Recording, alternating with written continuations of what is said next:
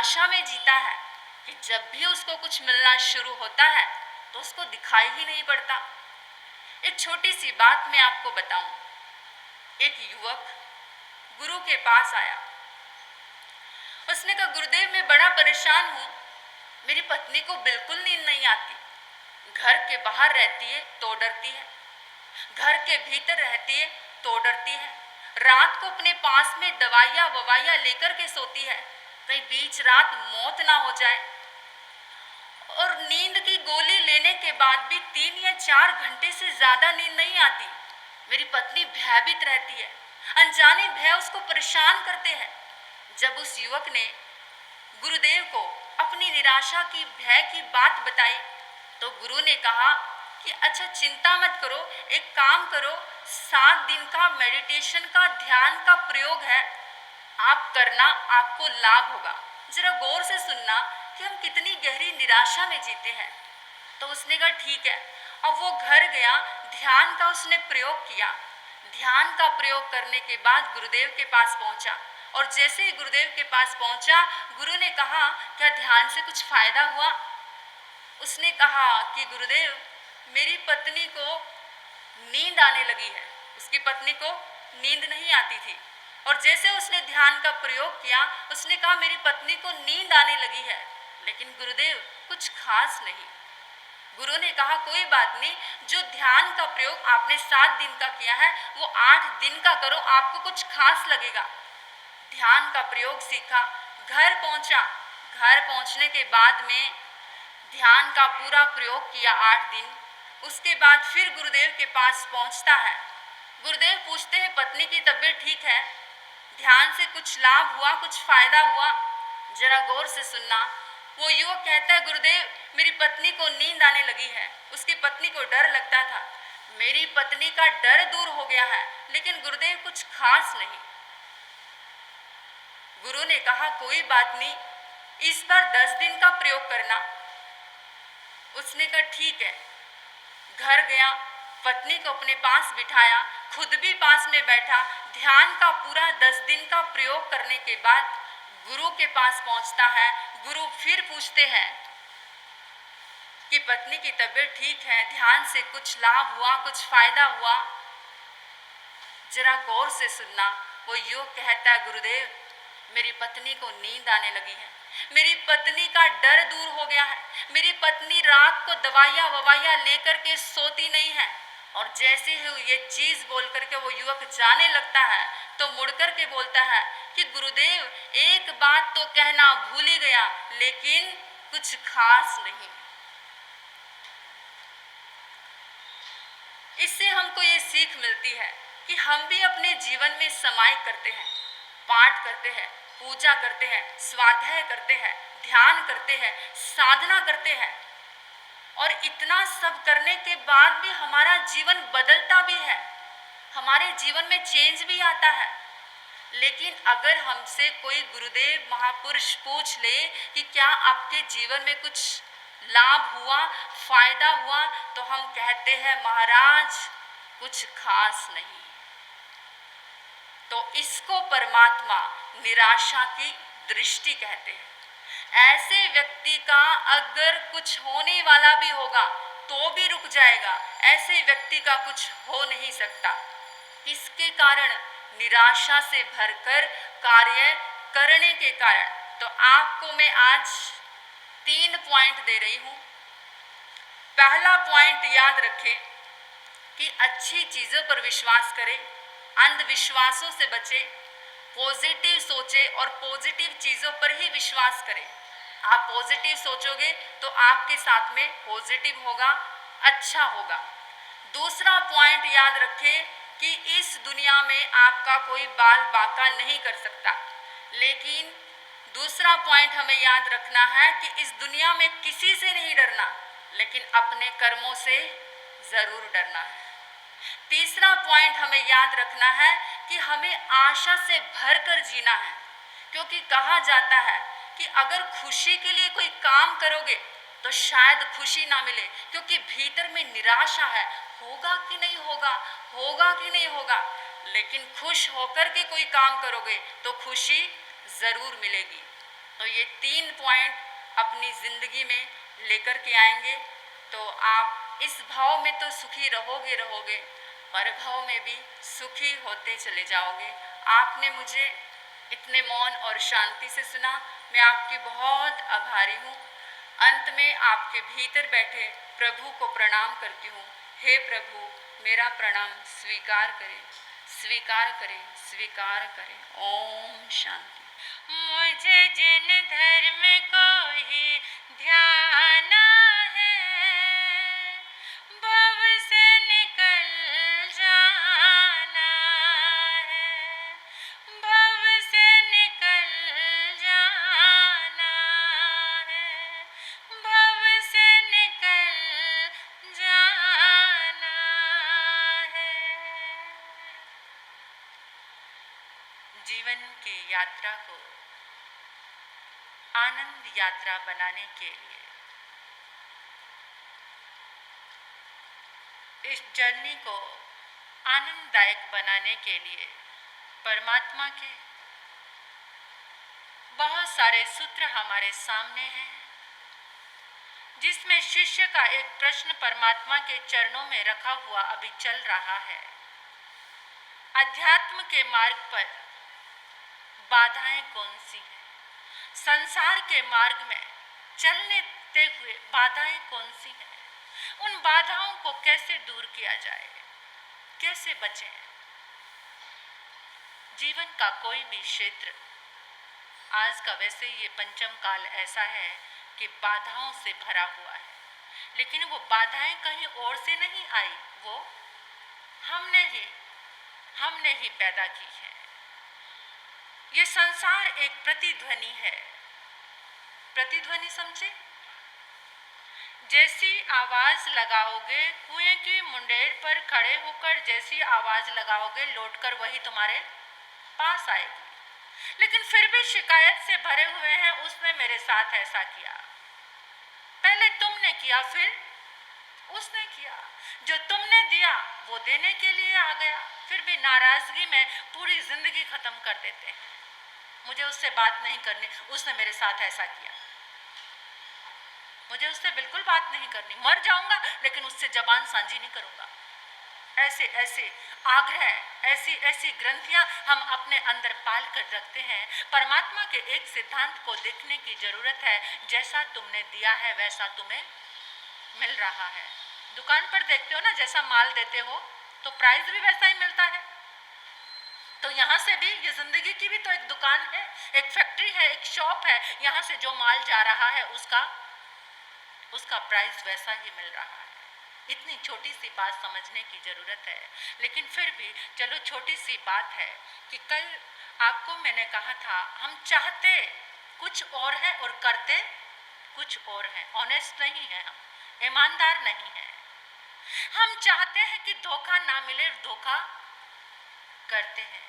हम चाहते हैं अमृत मिले, लेकिन मृत्यु मिलती है, क्योंकि हम काम मौत के कर रहे हैं। एक मृत्यु ये नहीं कि ये जीवन खत्म हो गया तो मौत आ गई, पल पल पर मौत है, पल पल पर मृत्यु।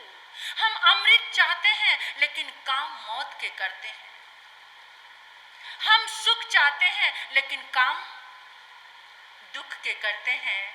तो गौतम प्रभु से पूछ रहे हैं, प्रभु इस आध्यात्मिक जीवन को आगे बढ़ाने के लिए क्या बाधा है प्रभु?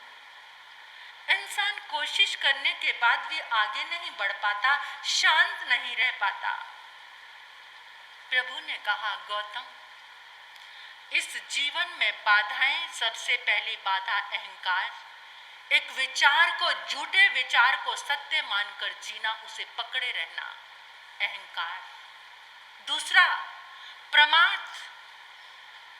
प्रमाद क्या है?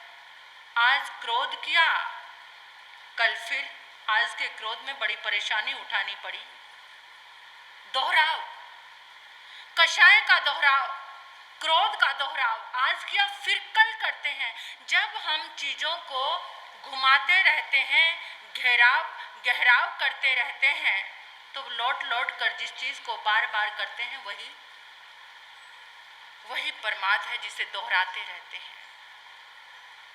धोखा धोखे को दोहराते हैं, कपट कपट को दोहराते हैं, हर चीज को दोहराने में लगे हुए हैं, छोड़ नहीं पाते। बस यही प्रमाद है। तीसरी बाधा अज्ञान। अज्ञान क्या? पढ़े लिखे नहीं है, ये अज्ञान नहीं है। हम आज अज्ञान की डेफिनेशन कैसे करते हैं, परिभाषा क्या देते हैं कि वो तो बिल्कुल अज्ञानी है, कोई ज्ञान नहीं है जिसके पास। लेकिन कौन है वास्तविक रूप में अज्ञानी? अज्ञानी वो है जिसे अपनी सत्ता की पहचान नहीं, जो अपने अस्तित्व को मैं कौन हूं जो ये नहीं जानता, जिसने केवल शरीर को ही खुद को मान लिया है, जो इन मान्यताओं और परंपराओं में अटक गया है, परमात्मा कहते हैं वही सबसे बड़ा अज्ञानी है। शक्ति बहुत है लेकिन अपनी सत्ता का ही पता नहीं, तो उसे शक्ति का क्या पता होगा। शक्ति हमारे पास बहुत है, हम शक्ति का पुंज हैं, लेकिन पहले अपनी सत्ता की ही जानकारी नहीं है। पहले यही नहीं पता कि मैं आत्मा हूं। क्या मान रहे हैं खुद को? सबसे बड़ा अज्ञान, और जो अहंकार है ना, वो अज्ञान का ही बेटा है। इस अज्ञान का ही पुत्र अगर कोई है तो वो अहंकार है। सबकी कड़ियां एक दूसरे के साथ जुड़ी रहती हैं, अपने पूरे परिवार को लेकर तांडव करते हैं हमारी जिंदगी में आकर। एक को बुलाते हो, इनविटेशन एक को, पूरा परिवार चला आता है बिना बुलाए। बड़े भूखे हैं, बड़े बेईमान हैं ये लोग। एक को बुलाओगे और सारे के सारे चले आएंगे। एक क्रोध को बुलाओगे, उसकी पूरी सेना, उसका पूरा परिवार तुम्हारे साथ आ जाएगा। ऐसी हैं ये चीजें। अज्ञान जिंदगी में सबसे बड़े दुख का कारण, अपनी सत्ता को ना पहचानना, स्वयं को ना पहचानना। अपने से ज्यादा हमें कौन जान सकता है? दूसरे से पूछते हैं मेरी नेचर कैसी लगती है तुम्हें? पूछते हैं ना? अपनी नेचर खुद जानी है पहले। दूसरे से पूछते हैं तुम्हें मेरी नेचर कैसी लगती है? अपने खुद से तो पूछो, अपने आप से पूछो, ये प्रश्न खुद से करो कि मेरी सत्ता क्या है, मेरा अस्तित्व क्या है, मेरी शक्ति क्या है। उस शक्ति को पहचानो, और उसके लिए आवश्यकता है अनुसंधान की, उसके लिए आवश्यकता है चिंतन की, उसके लिए आवश्यकता है रिसर्च की, उसके लिए आवश्यकता है खोज की। खोज करो अपने भीतर, ढूंढो मेरी शक्ति कहाँ छिपी हुई है, मैं कहाँ पागल बना हुआ। और उसकी नेक्स्ट बाधा क्या है? आतुरता, व्याकुलता, बेचैनी। किसके लिए? विषयों के लिए। सेंस ऑफ ऑब्जेक्टिव का अट्रैक्शन, सेंस ऑफ ऑब्जेक्टिव का जो अट्रैक्शन है हमारे, अब तो कितने जनों को तो ये भी नहीं पता होगा कि विषय क्या है। हाँ, इंद्रियों की चाहत, आंखों की चाहत क्या है, कानों की चाहत क्या है। ओफो, प्रेमिका को देखे हुए बहुत दिन हो गए। ये आंखों की, उसका रूप देखे हुए, उसकी आवाज सुने हुए, फला होटल में जाकर खाना खाए हुए बहुत लंच नहीं किया वहां जाकर। किसी का स्पर्श, किसी का टच, ये इंद्रियों की जो विषय है, जो इनकी मांग है। मांग कौन सी मांग? देखो, ऑब्जेक्टिव कभी बदलता नहीं, चेंज करना पड़ता है सब्जेक्ट को। ऑब्जेक्ट कभी बदलता नहीं, सब्जेक्ट को चेंज करना पड़ता है। जो विषय है, आंखों की जो देखने की शक्ति है, क्या देखना चाहती है, इसको हम चेंज कर सकते हैं। कान का गुण है सुनना, वो सुनेगा, लेकिन सुनना क्या है उसको हम चेंज कर सकते हैं। ये जिह्वा खाना मांगेगी, लेकिन क्या खाना है उसको हम बदल सकते हैं। हम उन चीजों को जो बदलता है आतुरता, ये सबसे बड़ी बाधा है जिंदगी में, अध्यात्म में भी और संसार के मार्ग में भी सबसे बड़ी बाधा है आतुरता, बेचैनी, व्याकुलता। महसूस करो। परमात्मा का धन्यवाद दो, तुम्हें आंखें मिली हैं देखने के लिए। इन आंखों से आनंद की यात्रा शुरू हो सकती है। इन आंखों से भक्ति की यात्रा शुरू हो सकती है। इन आंखों से सेटिस्फेक्शन की यात्रा शुरू हो सकती है। धन्यवाद दो उस परमात्मा को कि तुम्हें आंखें मिली हैं, तुम देख रहे हो, लेकिन इन आंखों से कभी ऐसा गुनाह ना कर देना कि बाद में देखने की शक्ति ना मिले। इन आंखों से कुछ ऐसा कर्म मत कर देना कि किसी को देख ही ना पाओ। कर्म करते हैं हम ऐसे कि किसी को हम देखा ना। एक बच्ची, छोटी सी बच्ची माँ की गोद में लेटी है, माँ के आंचल की छाया में, और कहती है, माँ जो तुम बोल रही हो मैं सब कुछ सुन रही हूँ, जो भी कहीं गीत बजता है मैं सुन लेती हूँ। माँ मैं तुम्हें छूकर भी देख रही हूँ। माँ फूलों से सुगंध हवा के माध्यम से टकराकर आती है, उसे मैं सूंघ रही हूँ, महसूस कर रही हूँ। लेकिन माँ तुम कहती हो सूरज इतना सुंदर होता है, उस सूरज को मैं देख नहीं सकती। माँ तुम कहती हो आकाश इतना सुंदर है, उसमें तारे निकले हुए हैं, कैसे होते हैं तारे,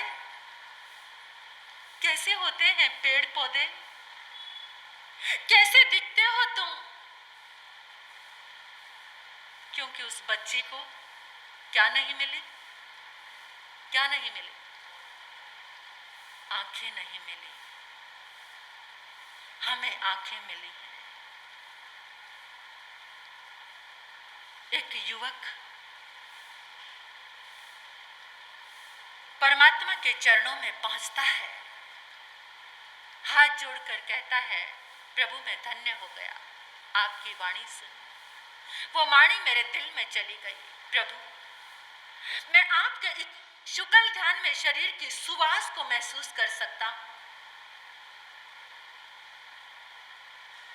प्रभु मैं आपको स्पर्श करके देख सकता हूं, अनुभव कर सकता हूं, लेकिन आपका देदीप्यमान चेहरा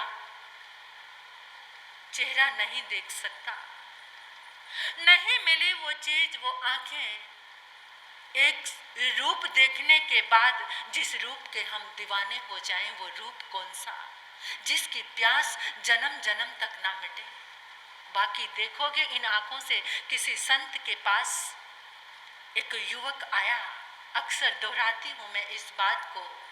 आज का ये इंटरनेट का युग, मीडिया कितना सक्रिय है। आज एक बात एक सेकंड में कहां से कहां पहुंच जाती है। इंटरनेट की ये दुनिया, इतना फास्ट ये युग हो गया है, इतना डिजिटल हो गया है सब कुछ कि आप कहीं भी बैठकर कुछ भी, किसी का चेहरा, अमेरिका बैठे हैं आपने वीडियो कॉलिंग की और उसको सामने, सब कितना फास्ट हो गया। संत ने उस युवक से पूछा, आज इस इंटरनेट की दुनिया में इंटरनेट पे सबसे ज्यादा क्या देखा जा रहा है? युवक ने कहा, गुरुदेव सबसे ज्यादा अगर कुछ देखा जा रहा है तो वो पॉर्न मूवी है। सबसे ज्यादा उसका ट्रैफिक जाम है, अश्लील वीडियोस, सबसे ज्यादा उसे देखने वाले लोग हैं। इन आंखों का भोजन पांचों इंद्रियां भोजन करती हैं, लेकिन तुम इसको कैसा भोजन दे रहे हो? विकृत भोजन दोगे तो परिणाम, रिजल्ट क्या आएगा? सुंदर सात्विक भोजन दोगे इन आंखों को तो ये आंखें स्वस्थ रहेंगी, हर जन्म में तुम्हें मिलेंगी। इनको विकृत भोजन परोसोगे, आंखों का विकृत भोजन, अश्लील मूवीज, उसके बाद देखने की शक्ति नहीं मिलेगी।